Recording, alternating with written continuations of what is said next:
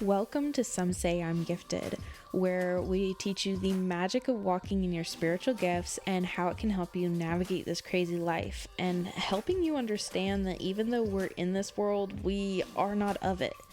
So take a deep breath, relax your shoulders, and let's get real.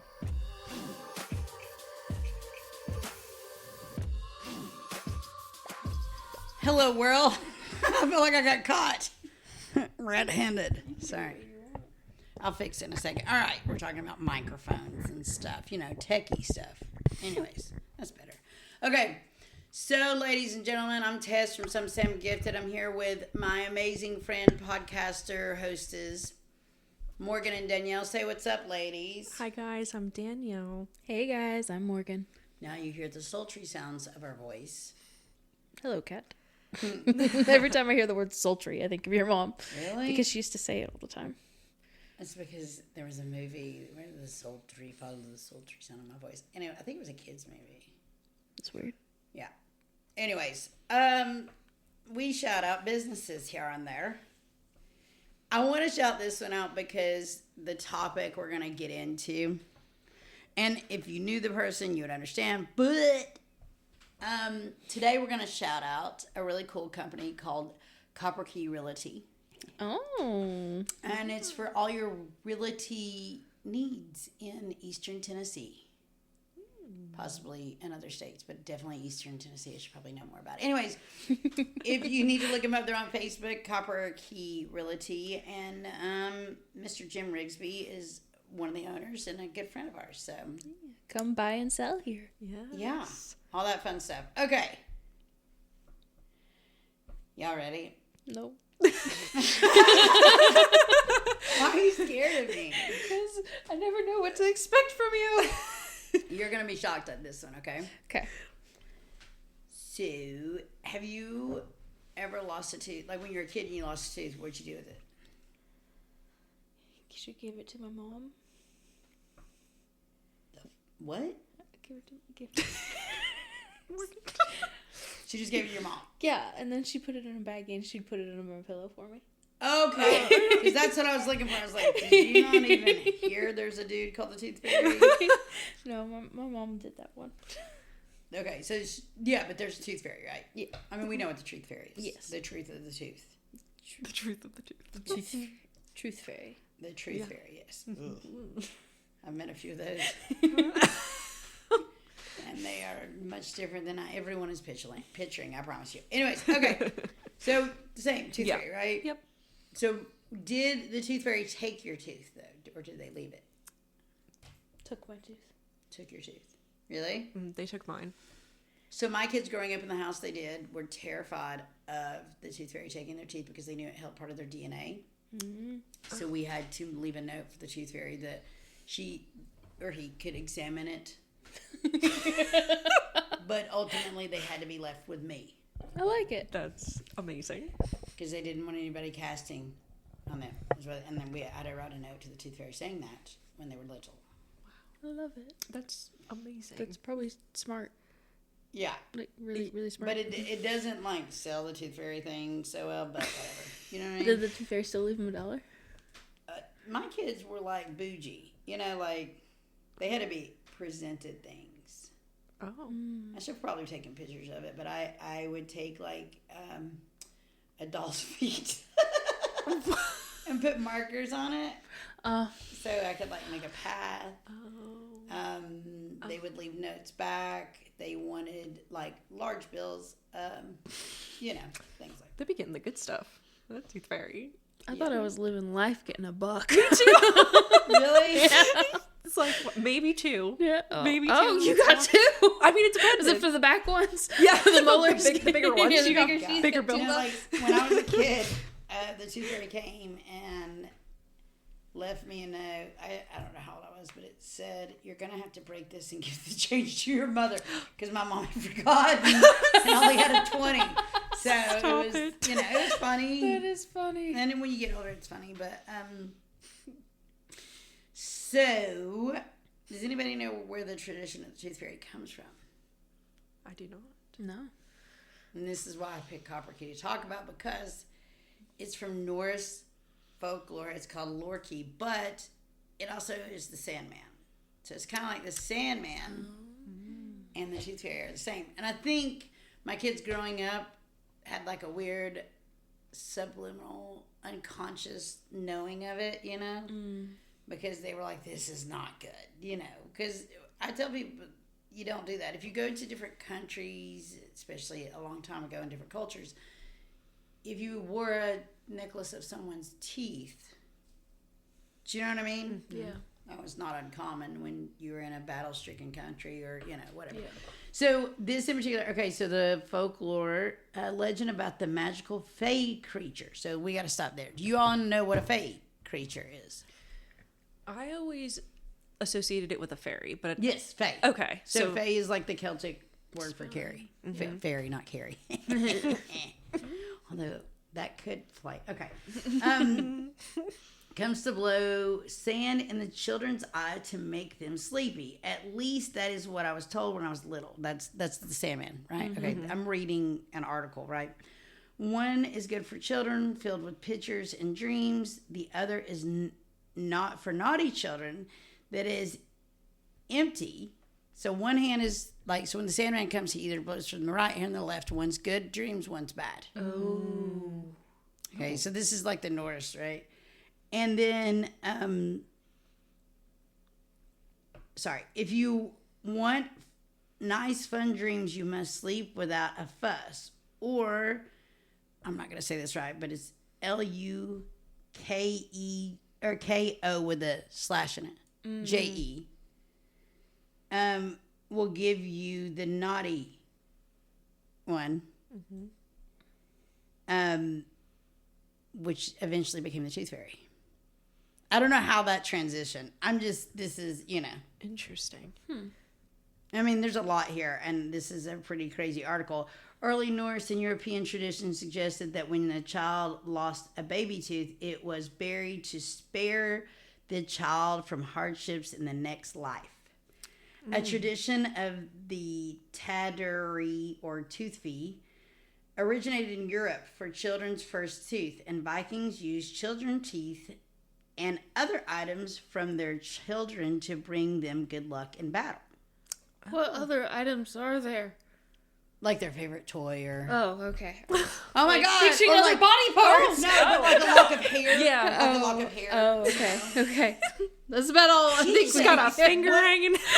like, It's like a spanky. Oh my God, Morgan! I am not. Don't ever. I just was assaulted. Not even a nut. Jesus. God. I'm sorry. I can't. We can't do this, can we? We can't be professional. We've never been professional. Oh Jesus, God help us. Okay, so like hearing this, right? I want to talk about other mythical things. Yeah, mythics. Stories. While we're still not done. on this one. Yeah, go ahead. Okay. I was gonna say, the song "Enter the Sandman." Yeah. How does that relate to the Sandman? Is it not? I don't. I mean, I think that was written after the Norse. Well, yeah, obviously. But is that about this Sandman? I don't know. So Sandman was apparently good, but then the Tooth Fairy wasn't. But it kind of goes back and forth, back and forth, back and forth. Okay. If you notice. So let me read this last paragraph. There's also a more general tradition of good fairy in Europe that was birthed out of the fairy tales and popular literature in the most recent times. Ultimately, the most popular version of a tooth fairy, as I do quotations because it's here, is the image of a mouse who would enter children's room and remove baby teeth. This tradition is prominent in Russia, Spain, and many Asian countries like China. Huh. A mouse. So let me just lay this out there. If a rodent came in my room and took my teeth out of my head, I think I might be calling the law. Certainly an exterminator. Yeah. for sure. Sealing up those doors and windows. I don't know. Yeah. So, I just think it's awesome to look in. We watched a movie this weekend called Spiderwick Chronicles. I love that movie. I hope there's not like copyright infringement, I hope I can mention it. But in that movie, I think it didn't do so great. I don't remember because it came out 2008, something like that. I think somebody else looked it up while we were watching it, but it breaks down like fae and things like that in a childlike way. It was made with like Nickelodeon and Paramount, I think. It's got some wonderful things in it. Seth Rogen's in it. His character's my favorite in the whole movie because he eats birds and are very distracted. He'll have magical, marvelous ideals, and then he gets so distracted by food that it's like I relate to him. But they break down things like that, and I think it's interesting to really look at the origins of these things because is there truth behind it? Is there really these things? Now, I know specifically for me, I absolutely believe that there are presentations of these things, be it, i.e., Bigfoot, aliens, fae, elementals, brownie, all those things, all the things, right? Little circle broke the jerkle. Little jerkle broke the circle. You know, he says it back and forth. Anyway, sorry. But I think that they're a representation of fallen angels. Now, I know this word doesn't get a lot of love. I mean, not that it should, but whatever. Which biblically would be demonic spirits. But depending on what scriptures you read, whether it's current Bibles or Old Dead Sea Scrolls or whatever, it talks about things like this and things that will distract children and adults and anything that you put before God, you can worship. So, but I think the study of them is so interesting. Folklore. I could get lost, like as if I was taken away by stealth in studying them. Mm-hmm. You know what I mean? Especially when it's read by Aaron Mahnke. Oh God! Oh yeah, Lord, I forgot about that. But I'm talking like just me reading and doing research. Yeah. I mean, I teach a class about fairies. It's a lot. Yeah, I think it should be broken down because it covers like gnomes and goblins and all that, and fairies in and of itself is a lot. But finding out why, like the Tooth Fairy and the Sandman, clearly kind of came from the same place, and it was all Norse, Nork. Whatever beliefs, which was Viking and things. So I think it's important to know your history and then why they had that. And I think it answers a lot of questions, right? Recently, ladies, I started my husband, don't make fun of him because I'll kick your butt, made a suggestion we should watch Outlander. Is that right? Never seen it. I'd heard a lot about it, and I was like, I just don't know if I want to deal with time travel in a love story. Where I'm at. I've heard many, many, many good things about it. A lot of people I know but it makes you feel like... But it's like... I mean, I tried to watch Doctor Who. I watched a few seasons of Doctor Who. It's okay, but it's not my cup of tea. Time travel... I've never been... Awesome. But Back to the Future I love. But it's also a fantasy movie, right? So we started it, and believe it or not... Outlander's pretty good. Okay. I'm just a few episodes in the first season. It's pretty good so far. But it's not like she had a flux capacitor. It's not modern day. It's not from now. Have you watched any of it? I haven't watched any of it. I've heard a lot about it. It's like right after World War II. Her and her husband were both in the military. I'm not giving anything away. Yeah. Her and her husband are both in the military in World War II, and they're English. And the war is over. Hooray, hurrah. They take a vacation, and it's right around Halloween, and they're in northern Scotland. And they go to, it's like a Stonehenge, but it's not Stonehenge. And she's standing in these rocks, and she puts her hands on them, and all of a sudden she wakes up, and she's like 1604 or earlier than that, and she's like in a white dress, which back then was undergarments. And she's like, how the heck did I get here? So if it, and then they go into she's on a mission, and she gets picked up by these people and taken, and they think they're demon possessed, but really they just have an allergic reaction to eating something, and she fixes it, so then she becomes the healer. So it's really cool. That way. You know what I mean? That's amazing. And she was a nurse. When she was in the military, she was a medic. Got it. Wow. So it's cool. Like I said, I'm only a few episodes in, but it reminds me a lot of studying the old ways to understand what came from it. Does that make sense? Because like the thought of demonic possession was elements back in the day. You know, you like this kid ate what he thought was some kind of garlic leaf, but it was like poisonous elk leaf. I don't know what I'm just using words that I don't really whatever. But the poison killed him, but it's not. Oh no, it was. Anyway, she had to use belladonna. Oh, gotcha. To counteract it. Oh, wow. So question. Yeah.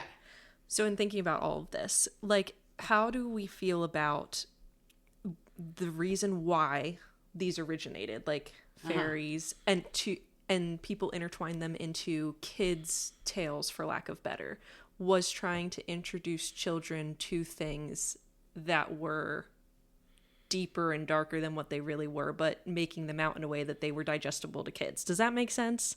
Yeah. Like, why? Like, I know that answer. I had children. Or do we think like it's like that's the reason why? Like because they wanted to just help kids understand what it was without scaring them? Or no? I think that's a really pretty way to say it. But when you have a kid and you've been going nonstop, you'll tell them anything they want to hear to make them chill and go to sleep. And I really think that's what it started with. And, you know, the lack of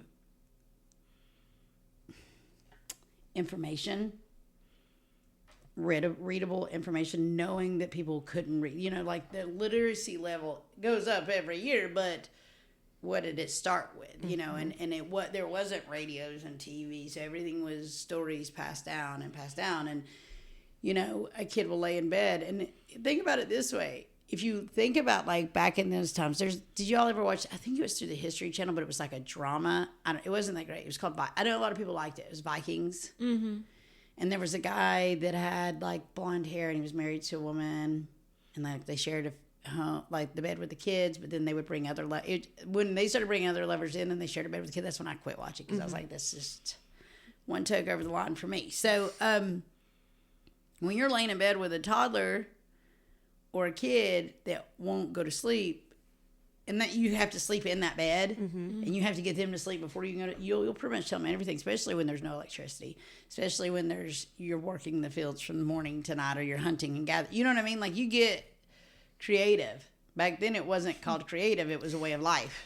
Yeah. So the more we, like, let's say, and, you know, here's the cool thing. If there's somebody out there that's well-versed in folklore and has a degree in it, please contact us, and we'd love to have you on our podcast. But at the same time, it's kind of self-explanatory. If you go to sleep and you go down easy, if you lay down and you close your eyes and you say your prayers or whatever, I mean, which I even have heard saying your prayers at night was a way to get kids to go to sleep, because they would go to lay down and close their eyes, and the more they would say their prayers, the more they would go to sleep, right? Yeah.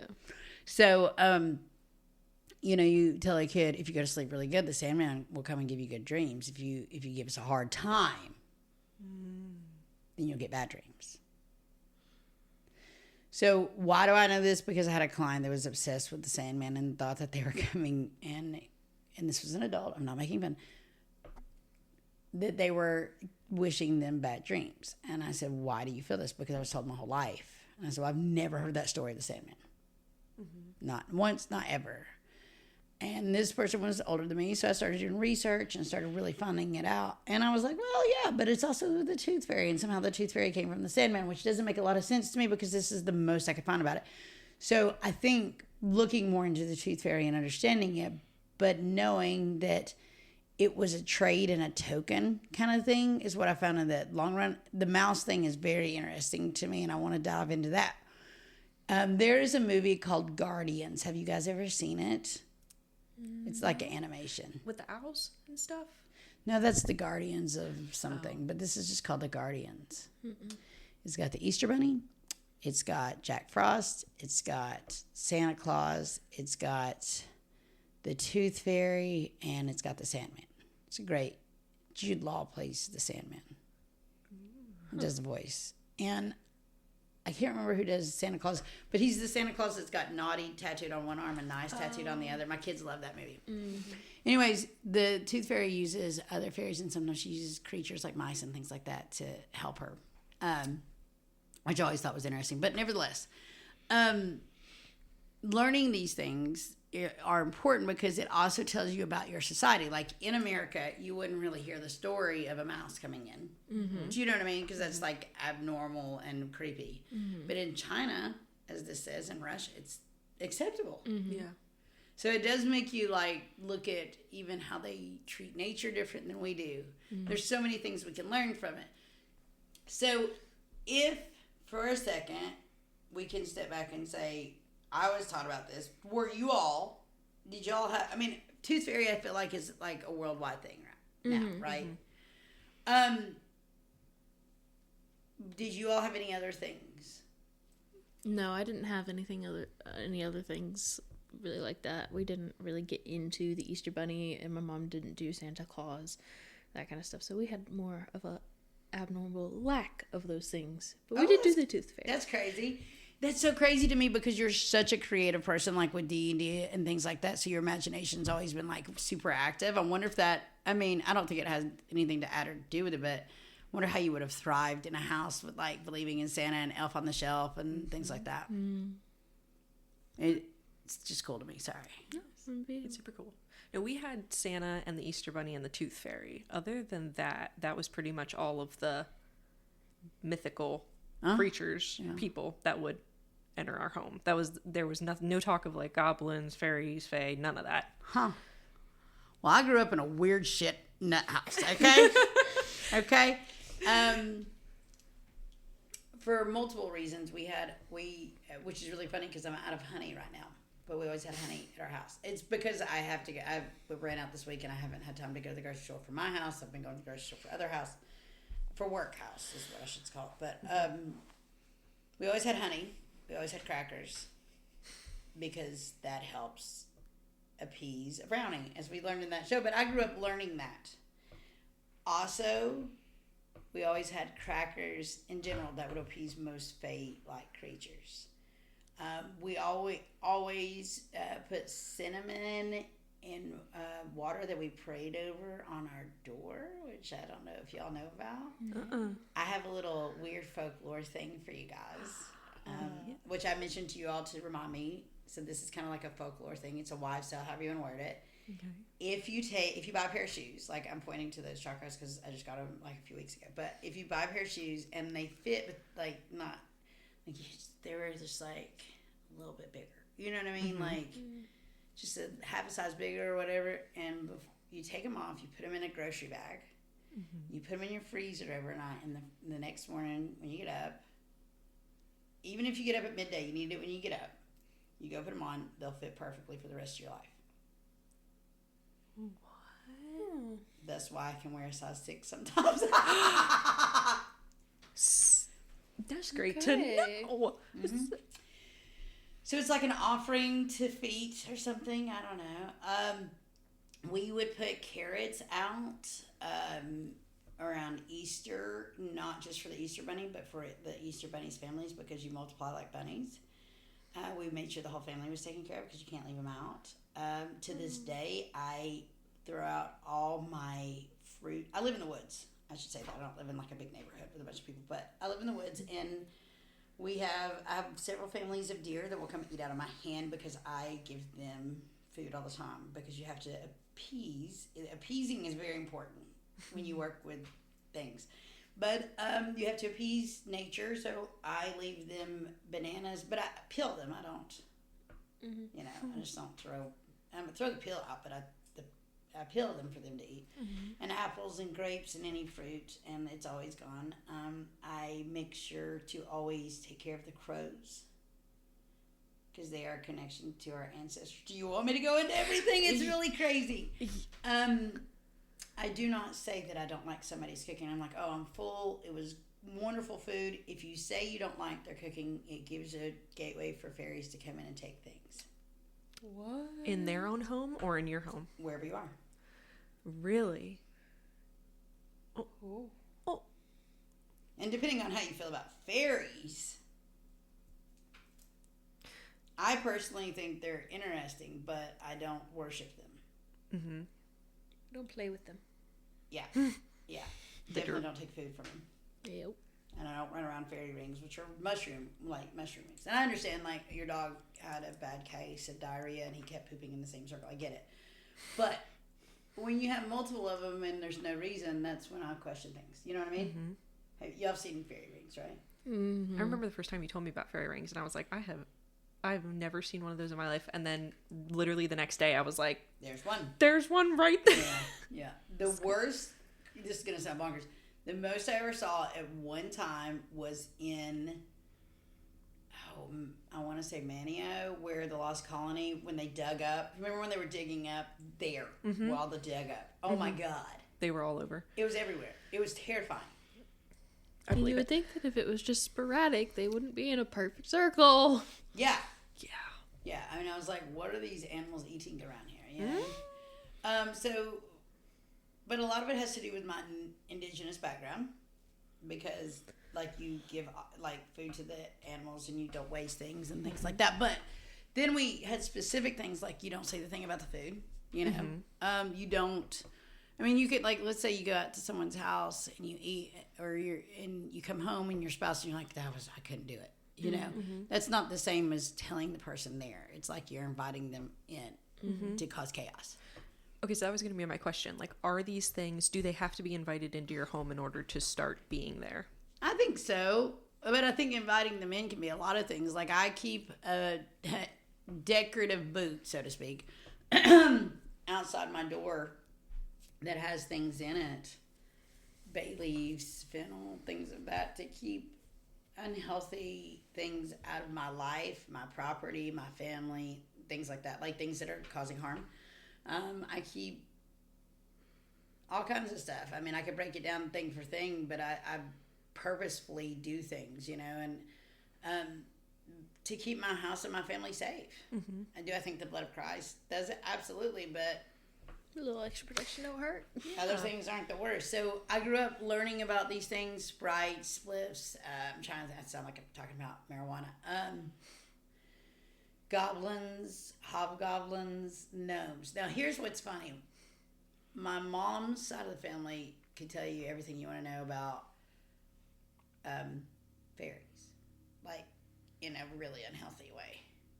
Okay, almost an obsessive way. My dad's family can tell you everything you want to know about gnomes. But if you look at where both families are from and live, it's so fitting that it's creepy. You know what I mean? So I grew up learning about gnomes and giving them treats. There was a movie based off a child's book called The Borrowers. Did y'all ever see that? Oh my God, it screwed with me, like, so bad. They lived in your house. It was a perfect family, but small. And they lived in the walls and in your house. So they would take things that they needed. So I was obsessed that there was those in our house, and it freaked me out all the time. So I would, like, get to a point where my mom would not necessarily try to calm me down, but she would say, let's look into it. Let's see what we can figure out, right? So growing up, it was always like an adventure, a discovery to learn these things. So I think that's probably why I'm really cool with it. And my kids, I allow them to do that, you know. But it's important to see the fantasy side of it and the, you know, does that make sense? Like, where did it come from? Is there truth in it? You know? Yeah, not fear it. I think that's where I was wondering for earlier, is it that people tell these stories to instill some sort of fear so that kids don't misbehave? And is that why some kids maybe are, like, afraid of things like that, like fantastical beings, whereas other families where it's, you know, important to talk about it and it's accepted to, like, learn about it, it's not fear, it's just a curiosity. I don't know. I think that they were made to keep kids in line. Well, I mean, look at Krampus, you know? And if you don't know what Krampus is, I encourage you to look it up, but he's kind of creepy, you know? I'm not going to say right, but it's not Halloween, it's whatever, starts with the SH. It's a Celtic thing, and it's what Halloween's based off of. And if you look at the traditions of that, it's kind of crazy. But a lot of it was, you know, to keep kids in line. because they couldn't lose their phone for 4 hours or internet or, you know what I mean? So they like, how do you keep a kid in line that all they have is freedom? Right. You could beat them. That's clearly was an option for a lot of people, but also like these stories and these little fables and legends and lore. The thing is, they didn't have the internet. This is how I look at it. They didn't have the internet, so how the heck did they come up with it? Yeah. Exactly. So did it present itself? Because I've seen things like that, you know. One of my favorite things is when you start losing things in your house. Morgan has dealt with it, and then definitely a Browning. Yep. Now, in that show we watched yesterday, it said it's a Browning, and then it's a bulgur or whatever when it gets mad. I was never taught that. I was just taught it was always a Browning. They get mad and they don't. You can appease them or you can't. It doesn't change. But I don't know if it was just like a theatrical thing or not. But I do think that Brownings are very real. I have a very funny story about that. And if it's okay, I'll share. Mom and I were doing healings and work, and we were in Disney World in Florida. So there was a lady came in, wonderful lady, still friends with her. She's wonderful. I'm not going to say her name because I don't want to embarrass her. And she came in and we said, we're getting some information, like we're seeing things, feeling things. Is there any, like y'all have heard me say before, is there anything you want us to work on? Is there specific? She said, listen, it's going to sound crazy, but I have a Browning. I'm going to, oh, you do? And the excitement. Like, I shouldn't be excited, but I was like, man, what's his name? Do you feed it? She said, I said, what makes you think that? And she said, because I lose my keys on a regular basis. She said, I've had cognitive tests. She said, if it's something I desire, he takes. And that's the key. If it's something you want, they'll take it. Okay? And I said, how do you know it's a he? She said, I just got a feeling. I said, okay. She said, the thing is, I've watched my keys move with no one touching them. And I went, ooh, this could be a lot of things. Oh, chills. So my next question, and it's going to sound mean, but this is how we're taught, right? Are you on any psychological medication? Are you on any brain? Do you participate in acid, ayahuasca, LSD? Making psilocybin? sure there is making sure. reason. Right. Have you ever been diagnosed bipolar, borderline personality disorder, schizophrenia, any of these things? Anything that can have any way to alter your perception of life? Okay. She said, I knew you were going to ask that, and the answer to all of it is no. She said, I did ayahuasca one time a long time ago in a guided meditation, but that was 15, 20 years ago. I was like, okay. Mom was like, okay, let's get started. So we're working. She had some heartache. She had some self-esteem stuff. You know, and I'm not trying to say everybody had, but pretty much run-of-the-mill stuff. And we were getting close to the time being up, and I was like, the Brownie. To my mom, I'm like, we got to get the Brownie, right? So we're working, and we call it to leave. Now, my mother and I, when we would travel and work, we dressed pretty specifically. Wouldn't you say, Morgan? Yeah. We had a Presents. yeah, but like a style. Yeah. So I am working on this person's head, right? Because we had a sound therapy bed, and it was you lay down and we touch it in different places, and I'm working their head. My mother decides to stand up, which is not usually she worked on their feet and stay there. She decided to stand up and kind of like move her attention to the middle part of this woman around her torso, and she put her hands there. No lie. Where we were, it was a tight area. We had like an extra room at a resort in Disney that we were doing our work because we couldn't just do our work. There was a paranormal event in Disney. It's called Paranormal Disney. Okay. We did the first and only ever live gallery reading at Disney. So cool. Don't want to talk about it. Okay, so it wasn't that it wasn't successful. It was a lot, but it was a lot. Okay, so anyways, we have an additional room that we're not staying in, so we're in like a resort room at Disney doing work. Yeah. Okay. Intake quarters. Yeah. So all of a sudden, something rustles the curtains, and I went, "Hey!" And before I could say anything else, this thing came and pulled my mom's dress skirt down. No way. And she went, "Oh my god!" And I started laughing so hard I couldn't breathe. Oh my god. I mean, and she's like, "Oh my god, help me! We gotta catch it!" I'm like, "I'm not touching him." And this have headphones on and you can't hear anything. She's pretty much asleep, and we chased that thing, an invisible thing, around the room. Okay, you know how hard that is? It's not easy. Finally, I took a towel and went like that, and it caught it. Oh my God. And we took care of it. Which I know you're going to be like, how did you take care of it? We prayed, we opened the door, we asked it to go. We brought her back from the session, whatever, and she's like, I feel so much lighter. Mom said, really? We have a story for you. And I'm telling you, to this, like, we had encountered little things here and there, but that was the most active Browning, quote unquote, whatever, so to speak, that I'd ever dealt with. Wow. A straight physical reaction. Yes. Interaction. Because she was like, you need to leave. You have no place here. It's not your place. You cannot take things that do not belong to you. That's awesome. Stop it right now. And I was like, finally somebody put her in her place. So, feisty little thing. yeah. So I think that, I do think that a lot of my life prepared me to do what I do, but it was interesting. And I have another story. There was a lady who had a coven of witches is what she thought, coming after her. And I think it's because she had allowed some things into her life and in front of her children that shouldn't have been allowed. That's all I'll say. No judgment. But she called us and said throughout her house she had little piles of dirt. Which I'm not saying can't be witchcraft. You can take, I don't want to get into the ins and outs of it, but it's graveyard dirt. And it's used in spells and conjuring and things like that. Okay? But that's it. But she started sending us pictures of it, and on top of all of them were little feet. Oh. And I said, crazy question. Do you have anything gold in your house? She said, oh yeah. And she had a whole room that had all these gold accents. And I said, how many piles are in there? And there was 14.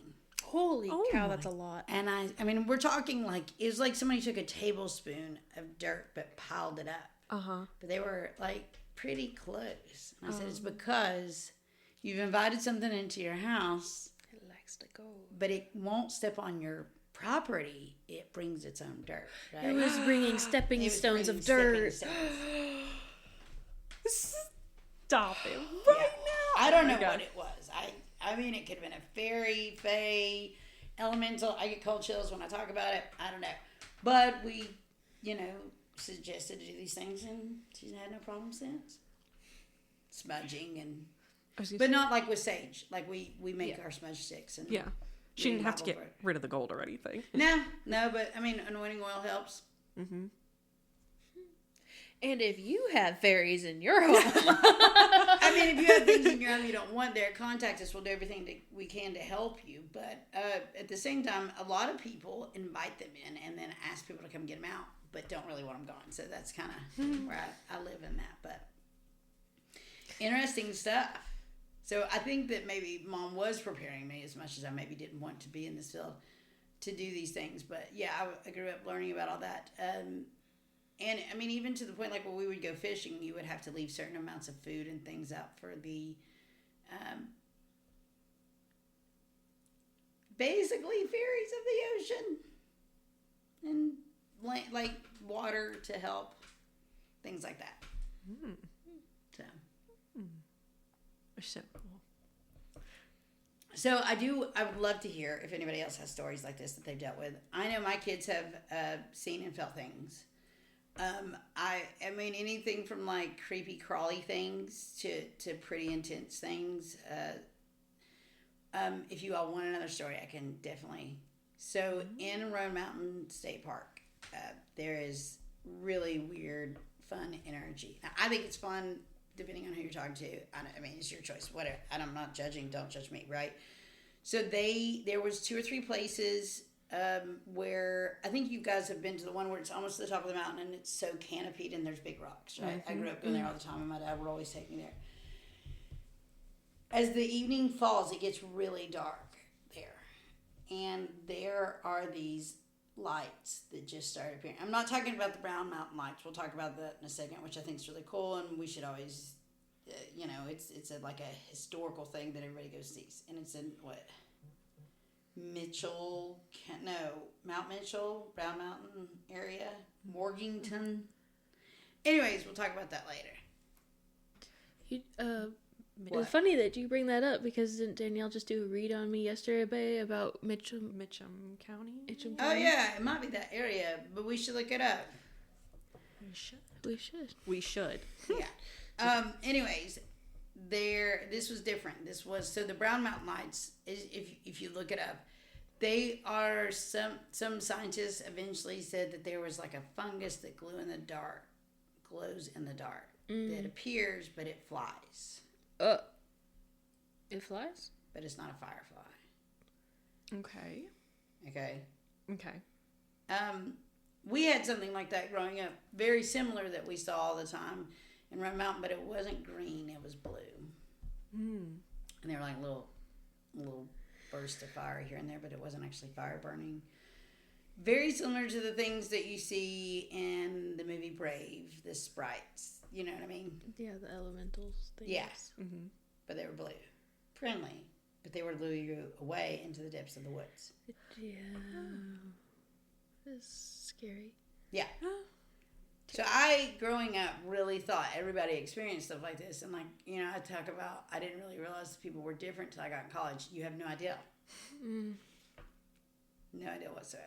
Because it was creepy. Yeah. When you get into college and you realize that not everybody, left notes for the Sandman was never an issue in my house.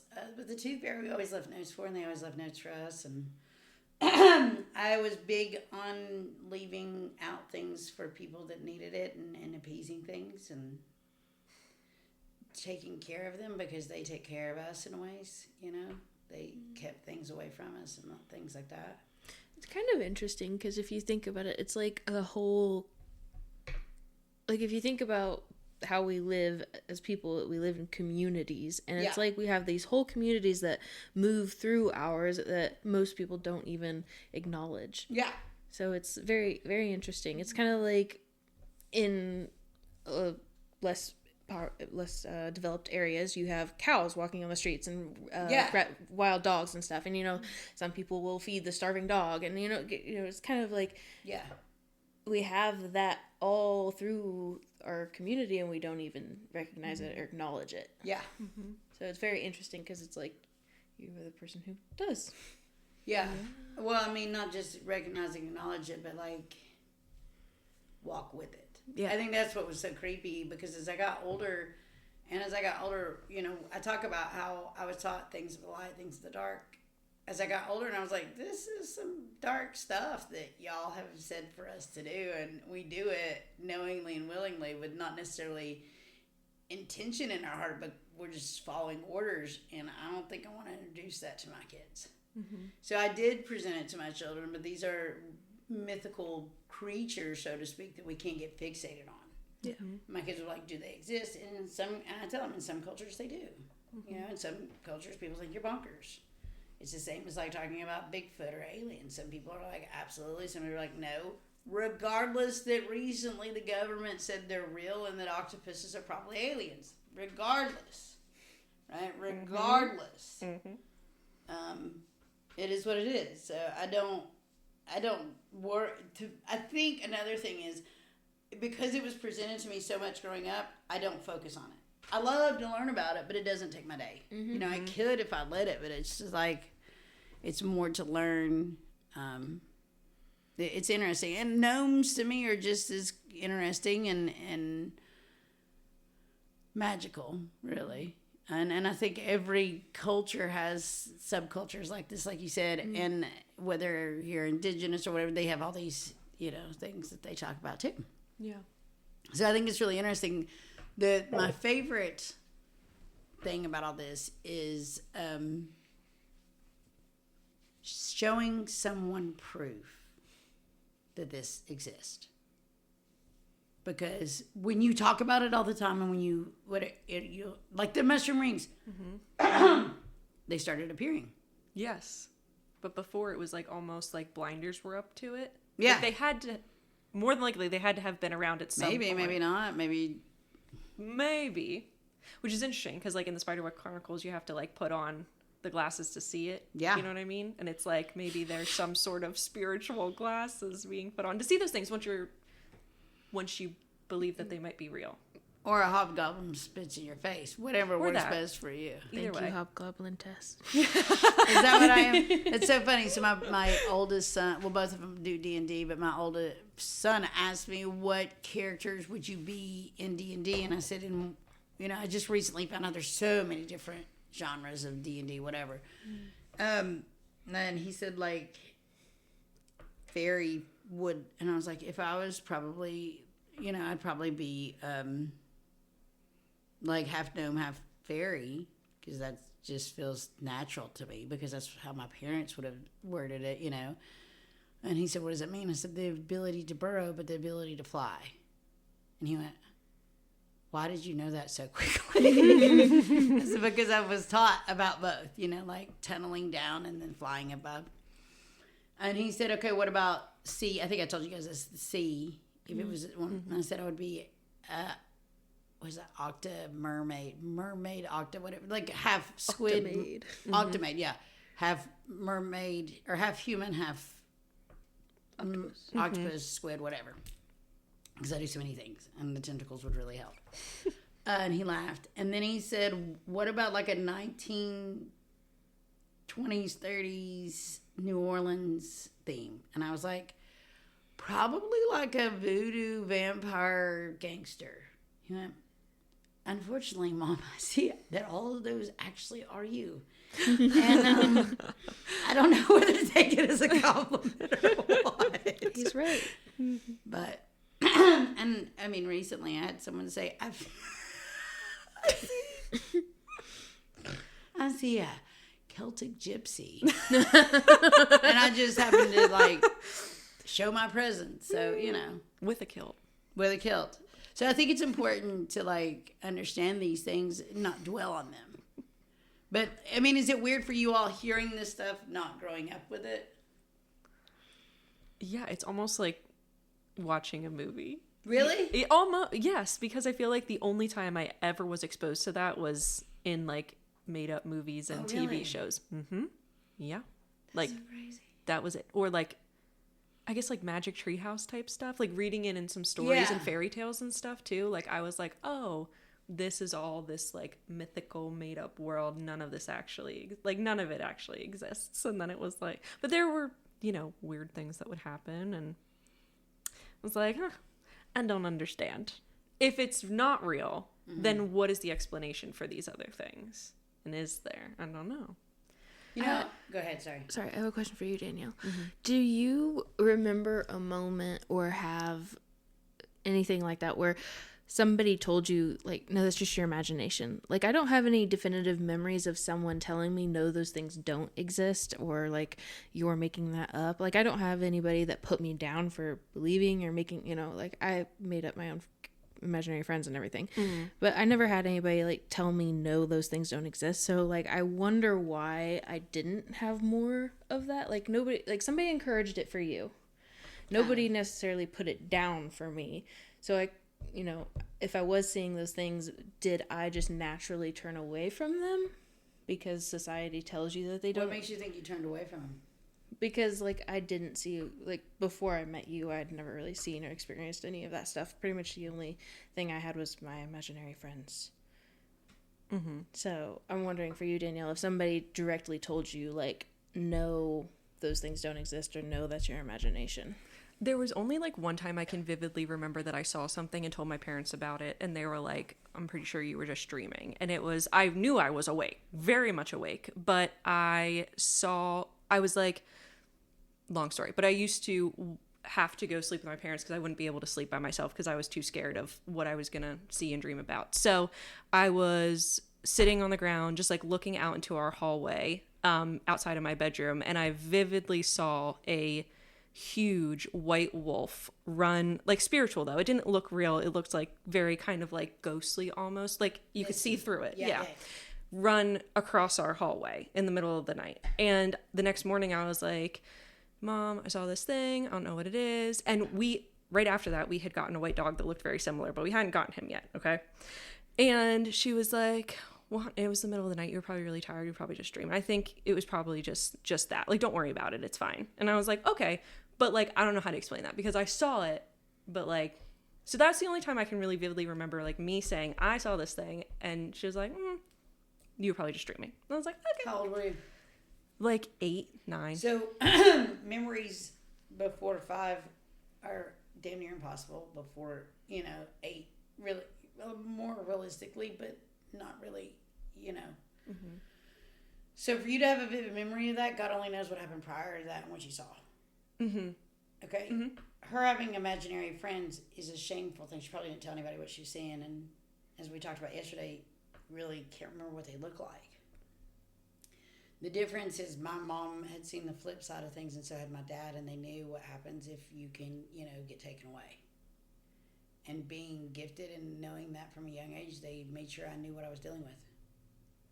Does that make sense? Mm-hmm. But, I mean, it's interesting to talk about and to deal with, but ultimately, I don't really want to be a part of it. Mm-hmm. Because it's another place that I'm not really supposed to be. Mm-hmm. So, I think it's cool. I'd love to know if anybody else has stories like this out there. And experiences. You can find me on Facebook, Tesserae Lee McKittrick. You can find us on Facebook with Some Say I'm Gifted, on Instagram, TikTok at Some Say I'm Gifted, and somesayimgifted@gmail.com. And is that it, ladies? I think so. Like, subscribe, follow, enjoy. We love you guys. Have a wonderful day, and we'll talk to you soon. Love you. Love you.